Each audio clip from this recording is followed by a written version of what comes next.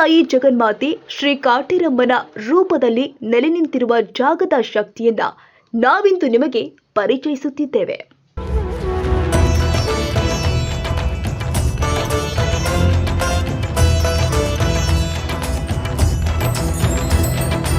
ವೀಕ್ಷಕರೇ, ಕಲಿಯುಗದಲ್ಲಿ ಮನುಷ್ಯನಲ್ಲಿನ ಕರ್ಮವು ಹೆಚ್ಚಾಗಿ ಧರ್ಮವು ವಿನಾಶಕ್ಕೆ ತಲುಪುತ್ತೆ. ಮಾನವನಿಗೆ ದೈವ ಶಕ್ತಿಗಳ ಮೇಲಿನ ನಂಬಿಕೆ ಕಡಿಮೆಯಾಗಿ ದುಷ್ಟ ಶಕ್ತಿಗಳ ಅಟ್ಟಹಾಸ ಮೆರೆಯುತ್ತದೆ ಎಂದು ಗರುಡ ಪುರಾಣದಲ್ಲಿ ಉಲ್ಲೇಖವಿದೆ.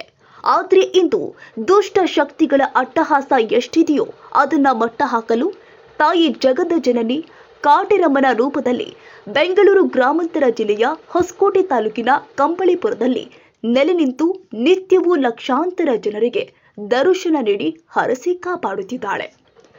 ಸುಮಾರು 350 ವರ್ಷಗಳ ಹಿಂದೆ ಇಲ್ಲೇ ಹುಟ್ಟಿದ ಜೋಡಿ ಆಲದ ಮರದಲ್ಲಿ ನೆಲೆ ನಿಂತ ತಾಯಿ ಕಾಟೇರಮ್ಮ ಮತ್ತು ಮುನೇಶ್ವರ ದೇವರು.